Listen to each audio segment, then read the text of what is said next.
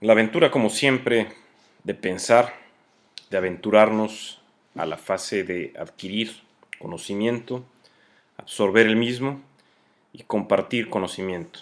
Y siempre con el estandarte o con la mira puesta en que el conocimiento científico y tecnológico en especial constantemente está cambiando, se está fortaleciendo y muchas de las cuestiones que podemos tratar aquí serán o no serán en el futuro, dependiendo de nuevos descubrimientos e investigaciones científicas. Bueno, mi nombre es Rodrigo Soto, este es un programa más de Economía de las Ideas, Radio UDEM 90.5, y como es nuestra costumbre, damos gracias a todo el equipo directivo y operativo para la realización de estos programas, invitándolos al pensamiento, a este espacio crítico, a la estimulación de la tasa de procesamiento neuronal y a dejar algo de huella en la parte de divulgación científica. Agradecemos también a mi buen amigo Sergio, que siempre nos anda impulsando a que continuemos elaborando estos pequeños programas. Bueno, entrando en tema, el hombre ha recorrido un largo camino desde su aparición en la Tierra para mantener también su hegemonía sobre las otras especies que cohabitan el planeta. Y de acuerdo con ciertas corrientes darwinistas o la supervivencia del más apto, supimos utilizar nuestro dedo pulgar para manipular herramientas. Evolucionamos también con una dieta variada que nos permitió adquirir los nutrientes necesarios, sobre todo buscando esa azúcar en frutas para que tenga un pase directo a las neuronas. Y aunque la dieta completa de carne, fruta, verdura también favoreció el crecimiento cerebral. Pudimos conciliar mejores y más largos periodos de sueño para el beneficio de nuestro desarrollo cerebral y neuronal, entre otros. También la venida evolutiva nos favoreció, por así decirlo, en el campo del neurodesarrollo, pues somos una especie con muchas circunvoluciones o pliegues en el cerebro y destacamos en la mejor relación en cuanto al tamaño cerebral y el peso de nuestro cuerpo. Este diseño de la naturaleza y la biología de la especie humana, me refiero a nos abrió las puertas para que otros factores contribuyeran en el continuo crecimiento y desarrollo de nuestra especie. Me refiero a la capacidad que tenemos de modificar, como lo dijimos, nuestro medio ambiente, la capacidad de negociación y la habilidad de inferir lo que otros piensan, o como lo dicen algunos diccionarios, es el arte con que se conduce un asunto o se emplean los medios para alcanzar un fin determinado, que es comúnmente denominado política. Esa capacidad de negociación, esa inteligencia social. Y hablando de nuestros primos lejanos o cercanos, que es el caso, por ejemplo, de los chimpancés o bonobos, es conocido que los miembros de un grupo de chimpancés, al ver llegar un macho alfa dominante, exhiben manifestaciones parecidas a lo que podríamos llamar sumisión, respeto, admiración.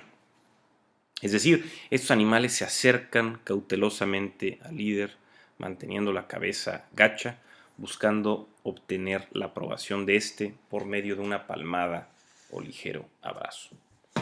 Esto se debe a que el macho líder es quien presenta las mejores características físicas, al igual que mentales, en este juego de percibir las intenciones o de leer la mente del otro. Incluso se ha llegado a suponer que la estrategia de leer otras mentes contribuyó directamente al crecimiento y desarrollo de nuestro cerebro. Hablando también o continuando en la parte de los monos, de los simios, hay un caso muy interesante que me llama la atención de los investigadores que han hablado de la inteligencia maquiavélica, especialmente Richard Byrne y Andrew Whitten. Y en este sentido me gustaría comentarles lo que sucedió con un ejemplo clásico de estos autores. Y hablan ellos de Paul, un joven babuino chacma, que se encontraba paseándose placenteramente y tranquilamente, en lo que parecía una rutina tradicional y costumbrista, situación que también resultaba saludable como forma de ejercicio. De pronto, a lo lejos, divisó a una babuina adulta haciendo excavaciones y la conocían por el nombre de Mel. Pero ¿qué era lo que estaba escarbando? Paul se detuvo y se acercó un poco más para poder ver con claridad. Era un delicioso y nutritivo bulbo, conocido como esporofito, mismo que resultaba tentador para saciar el hambre de este joven mamífero. Sin embargo, no era fácil arrebatarle ese platillo a Mel, pues pelearía con fiereza, y seguramente le ganaría a este joven babuino chacma Paul, que era más pequeño y débil que ella. Entonces había que utilizar la mente. De pronto, una figura familiar se muestra cercana en el horizonte. Es la madre de Paul. Y fue entonces que surgió el momento eureka para este personaje o para nuestro personaje. Mientras tanto, Mel ya había logrado sacar el tubérculo, cuando Paul, sin pensarlo dos veces, empezó a llorar de forma desenfrenada, logrando que su madre se alertara y saliera velozmente a su defensa. Al llegar donde estaba Paul, su madre buscando pues la protección de su criatura, y al observar la escena vio a su hijo en llanto y a Mel con ese bulbo o el esporofito en sus manos, infiriendo entonces que se lo había quitado a su hijo. Por ello, embistió con fuerza hacia ella, ocasionando que Mel soltara ese premio, corriera por su vida, a la par que la madre de Paul la perseguía con ferocidad. Paul, conteniendo el fingido llanto, pues caminó felizmente hacia el tubérculo que había extraído Mel y con un dejo de cinismo tomó su premio no merecido para disfrutar de tan suculento manjar. Su mente entonces truculenta y maquiavélica habían triunfado. Y como decimos este ejemplo, bueno, la situación fue una de tantas observaciones que los primatólogos Richard W. Byrne y Andrew Whitten de la Universidad de St. Andrews en Escocia les ayudó a formar aquella hipótesis que se llama inteligencia maquiavélica, que según estudios argumenta que la exposición de inteligencia en los primates fue debido a la necesidad de formas más sofisticadas de engaño social y manipulación. Entonces, aparte de nuestra mano prensil, aparte de nuestra gran caja neuronal, de nuestro cerebro, de la relación que tenemos en cuanto a tamaño y tamaño de nuestro cerebro, o sea, nuestro cuerpo y el cerebro que ostentamos, a la capacidad que tenemos para modificar nuestro medio ambiente, pues esta también inteligencia social, esta forma de leer la mente de otros, de inferir, pero también el engaño social y la manipulación ayudaron en la evolución de nuestra inteligencia, por increíble que parezca. También dentro de esa hipótesis o esta hipótesis se sugiere que la complejidad social impulsó a nuestros antepasados a ser cada vez más inteligentes y adeptos a negociar, pero también a lo que se conoce como fachendear o farolear, así como la connivencia, que es confabulación o engaño. Derivado de lo anterior, bueno, también hay otros investigadores como David Livingstone, que en su artículo Natural Born Liars, que se publicado en Scientific American, señala que sugiere que los seres humanos somos mentirosos por naturaleza. Incluso se habla que la compleja coreografía social en que nos desenvolvemos y somos parte resulta vital para nuestra vida diaria. Sin embargo, bueno, esto también choca con algunas hipótesis que el gran primatólogo Frans de Waal ha documentado. Por ejemplo, está el caso de Peony, quien es una vieja chimpancé que se encuentra atrofiada por artritis, situación que le impide llegar al agua, pero es ayudado por otros miembros de su comunidad cuando ellos van a tomar agua y se la traen dentro de sus bocas para después abrirla de ella y saciar la sed de esta Peony afligida por la artritis. Pero bueno, lo anterior para de Waal da pauta a establecer como lo que conocemos como una era de la empatía. Y en estudios presentados en el Proceedings of National Academy of Science por parte de Victoria Horner, Devin Carter, Malini Suchak y Frans de Waal del Centro Yerkes para la Investigación de Primates de la Universidad de Atlanta, se muestra que cuando un primate enjaulado se le presentan dos figuras diferentes, y si escoge la blanca se le da un premio de comida, pero si escoge el azul se le da un premio de comida a él y a su compañero enjaulado.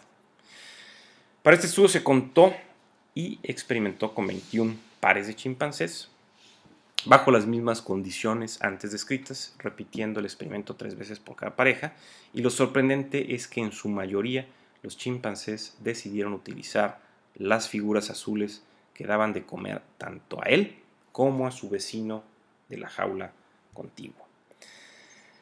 Es decir, en este sentido pareciera que estuviéramos luchando o peleando con nuestra forma de ser altruista y también con esa inteligencia maquiavélica que nos ayudó a desarrollar esa inteligencia social, pero también nos ayudó a crear ese engaño y salirnos con la nuestra, a veces muy a pesar de que lesionemos a otros. En este tenor, nosotros vemos que estamos constantemente, o la sociedad está reclamando o tratando de fomentar la honestidad, y a veces choca esto si realmente dentro de nuestra genética entonces pudiera estar atorada o mostrándose esa inteligencia maquiavélica, pues resulta complejo hablar de entonces tener honestidad. Pero veamos qué pasa en este sentido. Hemos hablado entonces de esa eterna lucha que el ser humano libra con su inteligencia maquiavélica y su contraparte de un primate más samaritano, como lo vimos en el caso de Peony, que tiene artritis y es auxiliada por sus compañeros que no están relacionados como familia y le llevan agua. Lo anterior a razón de que no resulta extraño que diversos individuos utilicen la mentira como modus vivendi. En ese sentido yo podría dar muchos ejemplos de conocidos amigos que yo consideraba muy cercanos y que me han decepcionado, y hasta familiares, pero bueno, ese sería otro tema y no se trata de balconear aquí gente. Pero bueno, entonces muchas personas viven con ese modus vivendi de mentir, es decir, viven bajo el estandarte de falsedad, abriéndose paso por la vida con actos de engaño, lesionando a otros. Aunado a esto, bueno, en The Economist, siempre valioso para las referencias, encontramos un artículo que también se llama Time to be Honest, The Psychology of Morality, en donde se pregunta si realmente el pecado original, o visto desde otra perspectiva, que la mentira se encuentra impresa en la parte de nuestra genética. Bueno, para ver este cuestionamiento también hemos visto o recurrieron estos investigadores a los trabajos de Saul Salvi, psicólogo de la Universidad de Ámsterdam, y sus psicólogos Eldar Meyer y Gurion de la Universidad de Israel. Y para estos investigadores la clave se centró en determinar si el impulso a mentir es algo que se incrementa o decrementa, si al potencial mentiroso, por ejemplo, se le da tiempo para reflexionar sus acciones. De forma simple, los científicos quieren saber si la mentira es instintiva o calculada. Realizando un sencillo experimento, los investigadores juntaron a 76 voluntarios, a quienes se les dio un dado tradicional con los números del 1 al 6 y un vaso. A los participantes se les dijo que algunos de ellos iban a ser seleccionados al azar y se les darían $2.50 por cada resultado de lanzamiento del dado. Después de verificar que los dados no estaban cargados, la instrucción era simple. Tenían que tirar el dado y anotar el resultado en una computadora. A la mitad de los voluntarios se les dijo que anotaran ese resultado dentro de un lapso de 20 segundos y a los otros no les dio tiempo para hacerlos. Era obvio que los científicos no tenían forma de saber el resultado en el tiro de los dados, pero sí sabían que estadísticamente, en promedio, si la persona es honesta, iba a obtener un 3.5. Los resultados arrojaron que aquellos individuos que se les dio solamente 20 segundos para reportar sus tiros, clamaron obtener 4.6, es decir, por arriba del 3.5 estadístico y sinónimo de honestidad. Mientras que las personas que no se les impuso tiempo para reportar sus números en los dados, remarcaron obtener un promedio de 3.9. Para estos investigadores está claro que ambos grupos mintieron, pero aquellas personas que se les dio más tiempo para pensar y reflexionar en el dato que iban a reportar en sus tiros con el dado, mintieron en promedio menos que aquellos que se les presionó para poner sus resultados en los siguientes 20 segundos. Esto tomando en consideración que la diferencia del 4.6 reportado por los que tenían 20 segundos para dar sus resultados versus aquellos que dijeron el 3.9 que tenían para decir sus resultados. Entonces, constantemente estamos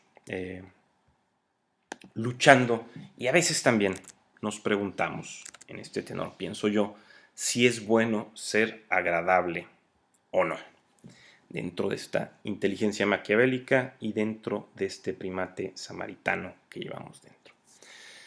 Y bueno, recordando alguna de mis películas favoritas, se me viene a la mente Una historia del Bronx, dirigida por Robert De Niro, donde también él sale actuando, y escrita y también con la participación en escena de Chazz Palminteri. Aparte de que la película es muy buena, existe un diálogo que captó mi atención desde tiempo atrás. Resulta que en escena se encuentra Sonny Chazz Palminteri, un jefe mafioso, y Calogero, representado por Lilo Brancato, en donde este último le pregunta a Sonny, ¿qué es mejor, ser temido o amado? Lo que el jefe mafioso responde, sería bueno ser los dos, pero eso resulta muy difícil. Si se tratara de escoger, yo preferiría ser temido. El miedo dura más que el amor. Las amistades que se compran con dinero no significan nada. Y continúa diciendo, mira lo que sucede conmigo. Yo hago un chiste y todo el mundo se ríe. Sé que soy chistoso, pero no tan chistoso. Es el miedo lo que mantiene a mis hombres leales a mí. Pero el truco es no ser odiado. Por eso trato a mis hombres bien, pero no demasiado bien. Si les doy demasiado, entonces no me necesitarían. Por lo que les doy lo suficiente para que me necesiten sin que me odien. Y bueno, en mi breve experiencia de vida, creo que parece que muchos jefes adoptan esta postura, pues creen que es mejor ser temidos que ser poco más agradables o amados. Y que gracias a su estrategia de crear ese miedo es por lo que se mantienen firmes en su posición de mando. Y bueno, apoyándonos en la perspectiva científica, tenemos aquí el escrito de Daisy Grewal titulado When Nice Guys Finish First y publicado en Scientific American. Se nos dice que las personas agradables son más generosas, consideradas de otros, beneficiándose de relaciones personales y en el trabajo. Además de que son más propensos a ser contratados para un puesto, así como mantenerse en el mismo por largo tiempo. Me imagino que aquí se refieren a la parte de las empresas privadas, que tal vez en la parte pública no funcionaría así. Sin embargo, bueno, el ser agradable tiene su costo. Pues de acuerdo a Grigwell, la gente buena tiende a ganar menos que sus colegas más demandantes, al igual que no ser tomados en cuenta para una promoción en su trabajo. Por ejemplo, en un estudio mencionado por Grigwell, realizado por la Universidad de Stanford, el profesor Neil Halley y sus colegas le dieron a unos individuos 10 fichas que se las podían quedar y recibían $2. Las podían donar a su grupo cercano y recibir $1, o darlas a un grupo colectivo más amplio y recibir 50 centavos de dólar. Los resultados arrojaron que los participantes tuvieron mayor respeto y admiración a los individuos que dieron sus fichas a su círculo cercano, pero catalogaron como menos dominantes a quienes contribuyeron al grupo colectivo más amplio. Como lo he dicho en otras aportaciones o en otras colaboraciones cuando hemos hablado, lo que sucede en esta situación es la lucha entonces, como lo hemos dicho ahorita, la lucha genética entre la inteligencia maquiavélica y el primate samaritano. Por un lado, tenemos a individuos que con su ansia de poder pueden caer en una megalomanía, trabajando con estrategias que les beneficie a ellos, claro, dándole algo a su grupo cercano o guardia pretoriana para que lo protejan, pero sin darles demasiado porque lo pueden dejar o traicionar al dejar de necesitarlo o al no necesitarlo más. Mientras que por otro lado contamos con individuos que tienen la capacidad de ponerse en los zapatos de otros y mostrar empatía para atender las necesidades colectivas en un estilo de equilibrio de Nash, en donde se busca maximizar la ganancia hacia el grupo o la mayoría de los participantes. La síntesis en este sentido, o para esto, es que efectivamente se prefiere a los jefes o líderes con cierta malicia que se impongan y sean temidos, pero se debe tener mucho cuidado, ya que si causan odio hacia sus subordinados, entonces pueden esperar que el dicho de que el valiente vive hasta que el cobarde quiere se haga realidad. Y bueno, algo que también me gusta señalar es que no deben olvidar que en el tablero de ajedrez socioeconómico también un peón puede hacer jaque mate. Y también, como lo dicen por ahí el refrán, el rey y el peón terminan en el mismo cajón.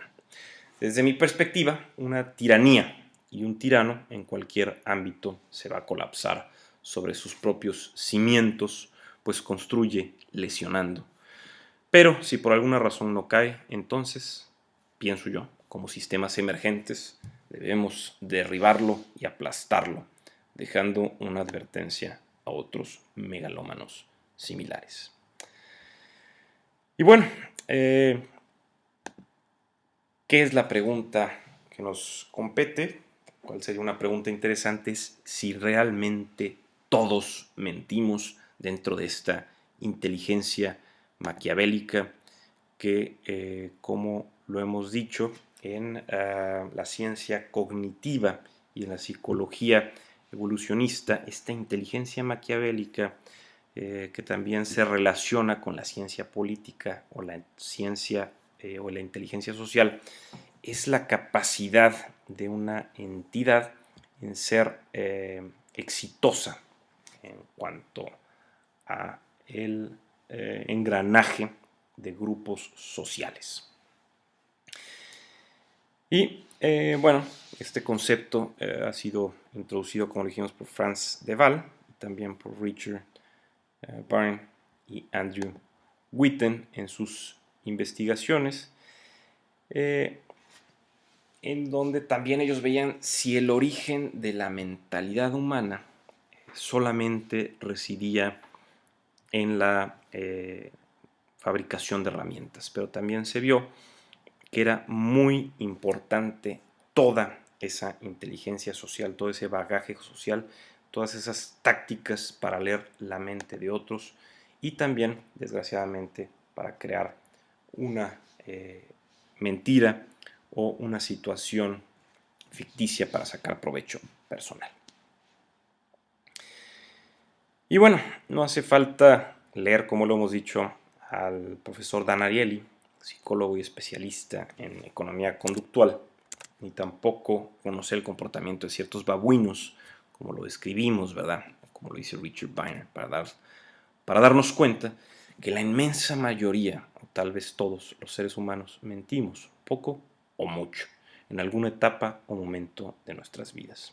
Tal vez solamente requerí hacer, en mi caso, 2 o 3 negocios con familiares y supuestos amigos para darme cuenta de la realidad. Y bueno, como lo dije, aunque me gustaría develar públicamente la falta de veracidad de esos oscuros personajes, no es el momento ni el espacio para hacerlo. Lo correcto es confesar que aunque he perdido la confianza en algunos seres humanos, todavía guardo esa esperanza en cierta modificación en la escala de valores y retomar el pilar básico de la verdad como aquella variable vital para generar no solamente lazos sociales, sino también redes productivas en este país. Pero bueno, retomando los aspectos científicos y analizando otra vez la parte de la justificación del por qué mentimos, de esa inteligencia maquiavélica, de esa inteligencia social, de esa inteligencia política, esa estrategia de engranaje entre grupos para también sacar un beneficio personal sobre uno colectivo, vamos a ver otra vez respuestas y estudios mencionadas por Dan Ariely, mencionadas por Franz de Waal, por Richard Byrne y Andrew Witten. En el primero de ellos, a los sujetos de un experimento, estudiantes, se les presentó una serie de números contenidos en 20 matrices y se les pidió que localizaran en cada matriz 2 números que sumados se obtenga un 10. El tiempo para resolver este acertijo fue de 5 minutos y se les pagaba por la cantidad de soluciones que pudieran aportar. Cabe señalar que los números a sumar contienen 2 decimales en su composición y en condiciones normales los investigadores sabían que un sujeto tradicional o en promedio puede resolver 4 matrices en el tiempo establecido. Pero con el fin de dejarle la puerta abierta a la trampa y la mentira, se le ofreció a uno de los grupos estudiados a que aquellos se calificaran y marcaran en una hoja la cantidad de matrices resueltas, compartiendo su resultado al investigador. Lo curioso fue que al incorporar esta opción entre un grupo de estudiantes, increíblemente se reportó que ellos habían podido resolver 6 matrices en promedio, es decir, 2 más que las que pudo haber hecho el grupo de control y promedio tradicional. Para Dan Ariely, el resultado fue que los estudiantes en el grupo permisible para contar y publicar sus propios resultados, sin que fuesen atrapados en el engaño, fueron más propensos a mentir, aunque fuese un poco. Sin embargo, cuando en lugar de darles el capital, se cambió las monedas por fichas, como en un casino, que se podían cambiar por dinero, se obtuvo que el resultado se alteró, ya que los estudiantes con posibilidad de mentir lo hicieron al doble que aquellos a los cuales se les seguía ofreciendo dinero de forma directa.